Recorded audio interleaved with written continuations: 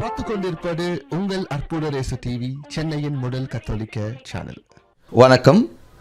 என்னோட பேர் நெல்சன் ஆண்டனி ஜோக்கியம், அற்புத ரேசு டிவியோட ஃபவுண்டர். இப்போ நீங்கள் பார்த்து கொண்டு இருக்கும் இந்த நிகழ்ச்சியை ஷேர் பண்ணுங்கள் இன்னும் நான் உங்களை ரிக்வெஸ்ட் பண்ணுறேன்.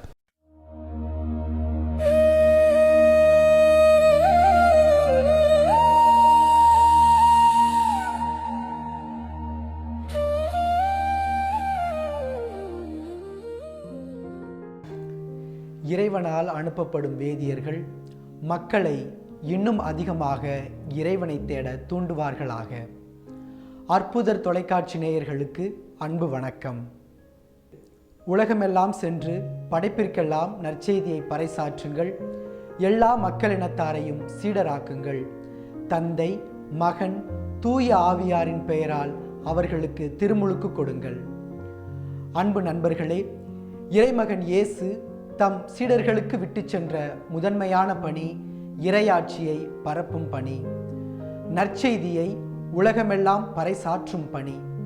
இத்தகைய நற்செய்தி பணிக்கு வீரமா முனிவரும் அவரோடு உடன் பயணித்த வேதியர்களும் ஆற்றிய பணி அளப்பரியது. புனித தோமையார் இந்த இந்திய மண்ணிற்கு வந்து இறையாட்சி எனும் விதையை விதைத்தார். புனித சவேரியார் கடலோர மக்களுக்கு நற்செய்தியை அறிவித்தார், கிறிஸ்தவத்தை தழுவச் செய்தார். அதனால் திரு அவை 30 மடங்கு 60 மடங்கு 100 மடங்கு என மிகுந்த விளைச்சலை தந்தது. இறையாட்சி எனும் நெருப்பு இம்மண்ணில் அணையாமல் இருக்கவும் தொடர்ந்து ஒளி வீசவும் வீரமாமுனிவர் எடுத்த பன்முக முயற்சிகள் பல பல. தத்துவ போதகர் டி நோபிலி போன்று காவி உடை அணிந்தும், அருளானந்தர் போன்று பெஸ்கி எனும் தனது பெயரை வீரமா முனிவர் என தமிழ் படுத்தியும், தமிழ் மொழியை பிழையின்றி கற்றும் இலக்கியங்கள் வடித்தும் இந்திய மண்ணில் திரு அவையை பரவச் செய்தார்.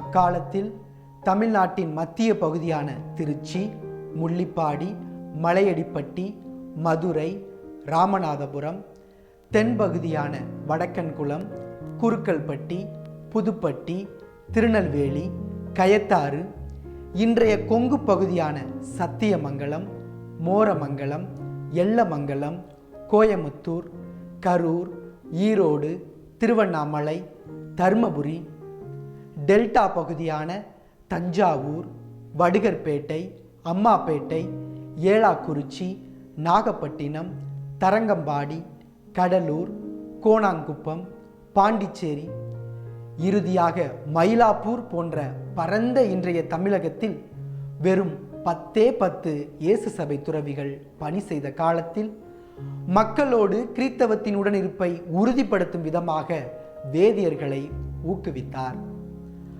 1731ஆம் ஆண்டு இந்த வேதியர்கள் அனைவரையும் ஏலாக்குறிச்சியில் ஒன்றாக இணைத்து 3 நாட்கள் 5 நாட்கள் 8 நாட்கள் என தியானங்களை வழங்கினார். இயேசு சபையினரின் பாரம்பரியமான ஆன்மீக பயிற்சிகளை அவர்களுக்கு கொண்டு சென்றார். ஆன்ம சோதனை செய்யும் வழக்கத்தை அவர்களிடையே ஏற்படுத்தினார். வேதியர்களின் வாழ்வு ஒரு எடுத்துக்காட்டான வாழ்வாக இருக்க வேண்டும் என்பதற்காக வேதியர் ஒழுக்கம் எனும் நூலினை வடித்தார். பின்னாளில் இந்நூல் பிரிந்த சகோதரர்களாலும் பெரிதும் பாராட்டப்பட்டது. அது தெலுங்கு மொழியிலும் மொழிபெயர்க்கப்பட்டது என்பது இந்நூலின் சிறப்பை குறித்து காட்டுகிறது. வேதியர்களின் எடுத்துக்காட்டான வாழ்வால் கத்தோலிக்க கிறித்தவ நம்பிக்கை மக்களிடையே தொடர்ந்து வளர ஆரம்பித்தது. இவர்களின் எடுத்துக்காட்டான வாழ்வால் ஈர்க்கப்பட்ட லூத்தரன் சபை சகோதரர்கள் வேதியர்களை லூத்தரன் சபையை தழுவ பணம் தருவதாக வாக்களித்தனர். இக்காலச்சூழலில் வேதியர்களின் தேவை அறிந்து அவர்களது சம்பளத்தை 4 ரூபாயிலிருந்து 6 ரூபாயாகவும் 8 ரூபாயாகவும் உயர்த்த வேண்டும் என்று இயேசு சபை மறைப்பணி தலைவருக்கும் இயேசு சபை தலைவருக்கும் கடிதம் எழுதினார். தன் முயற்சி தோல்வியுற்ற போது தன்னால் முடிந்த அளவுக்கு அவர்களுக்கு பண உதவி செய்தார். பின்னாளில் தம் நண்பர்களான ஆற்காடு நவாப், சந்தா சாஹிப் போன்ற ஆளும் தலைவர்களை அணுகி அவர்களிடமிருந்து பணத்தை பெற்று வேதியர்களுக்கு கொடுக்கலானார். புனிதம் என்பது அனைவருக்குமானது. இறையாட்சியை பரப்ப வேண்டும் என்பது இயேசு கண்ட கனவு. அதுவே இன்று நம் அனைவரின் கனவு என்பதை நாம் உணர்வோம். நற்செய்தி பரப்புவோருக்கு நாமும் உதவ முன் வருவோம். வீரமாமுனிவர் போன்று நாமும் இறையாட்சியை இம்மண்ணில் பரப்ப தொடர்ந்து உழைப்போம். வீரமாமுனிவர் கண்ட கனவு இயேசுவின் கனவு நினைவாக இம்மண்ணில் இறையாட்சி வளர்ந்திட ஓயாமல் உழைத்திட உறுதி எடுப்போம். நன்றி.